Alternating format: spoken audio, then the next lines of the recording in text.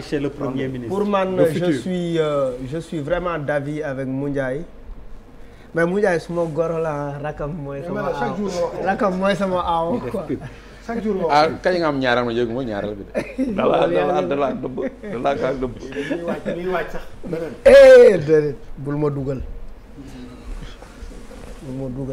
ma leen ne dig na ma tuddee doom. ndax sama rapidement s'il te plaît. en fait booy affaire bi li Moundiaye wax laa d'accord c'est-à-dire il faut dédramatiser. Wade en disant Wade jamono bi muy wax woy ku leen tooñ jël leen ay ceen bu leen policiers yi kiiwee jël leen ay ceenu vel il le disait dans un contexte très politique pour dire aussi à son vis-à-vis que yow adversité bi nga am mën naa ko am parce que politique ay nappante la également. Macky est allé en France ci benn sommet pour la paix et en marge de ce sommet au niveau de l'ambassade du Sénégal mu am benn bâche à l'effigie de son parti où il dit man kenn mënuma xoqatal quelqu'un qui dit que kenn mënuma intimider yaay président et tu es dans une institution yaa ngi nekk par exemple yaa ngi nekk suñu palais en France parce que ambassade mooy suñu palais et là-bas tu dis du ma nangu ku ma xoqatal mais ça c'est une opportunité de communication pour les opposants ils répondent avec beaucoup plus d'adversité. Encore qu'il n'y a rien de grave à le dire. Oui, non, dama ne. Il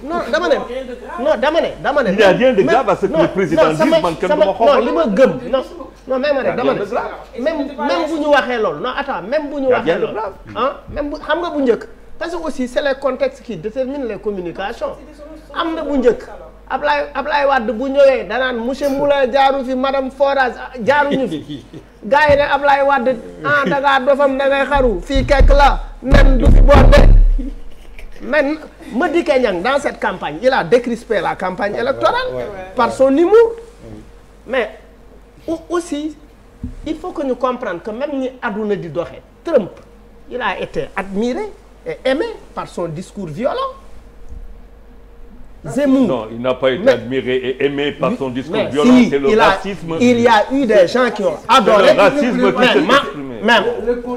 Mais dama ne ma personne. Tu as raison. Oui, mais dama ne Zemmour, vous l'avez suivi? Il avait dans dem di seeti ay militants, il avait un fusil. Parce que effectivement. Il avait un fusil ou dañ ko jox benn fusil?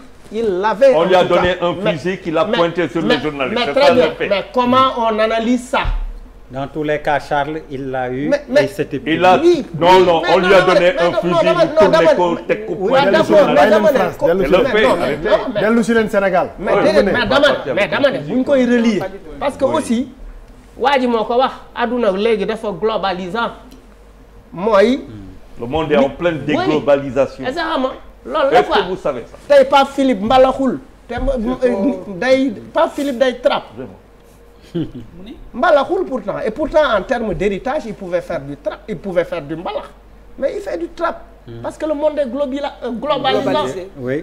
loolu il faut que ñu mun ko nangu. On reste sur le sujet. donc non ñu ngi ci sujet ba tey dama la bëgg a wax ni Voilà kay bi nga hors sujet. non li Sonko wax li Sonko wax je det man pour man du daara Macky am na droit taxaw. parce que c'est Sonko moo tax. non dama ne quand Macky dit. parce que c'est quand Macky dit kenn mënuma xoxatal. quand c'est Sonko kay. et qu'il a derrière quelqu'un qui lui répond man ay charte de non-violence du ma ko signer et puis peut-être ils le disent en disant écoute nous on me fait signer une charte de non-violence et si les élections se passent mal c'est pour m'empêcher de revendiquer quoi que ce soit. Mais c'est pas la bonne lecture. Mais on lui fait signer une charte pour être mieux tué. Non.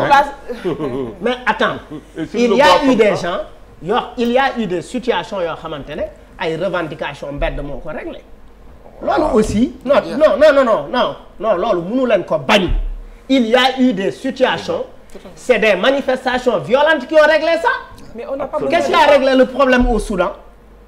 Parce que les populations sont sorties et on les am ñu ci dee c'est-à-dire am na non c'est pas je ne fais pas l'apologie de la violence mais dama leen bëgg a wax ni effectivement qu'est-ce qui amène les gens vers ces situations-là? Qu'est-ce qui nous amène vers ça? On a des élections, on a une constitution, on a un code électoral. Hein? On dit par exemple Jaxaay juboo dañu war a daje.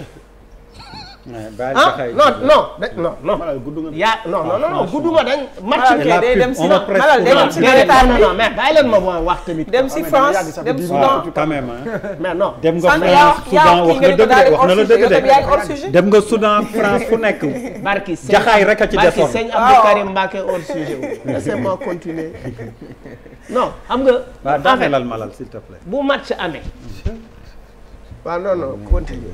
mais vous malal mujj na gën on a eu à l'usure quand les gens analysent on a coupé on a eu pas les analyses Charles kenn daaxu la ko Charles kenn daaxu la ko moo ko fi daax franchement Charles yaa ko fi daax non tëj nga ba pare. non tëj ko de man sax damay man fii lay këfal. këfal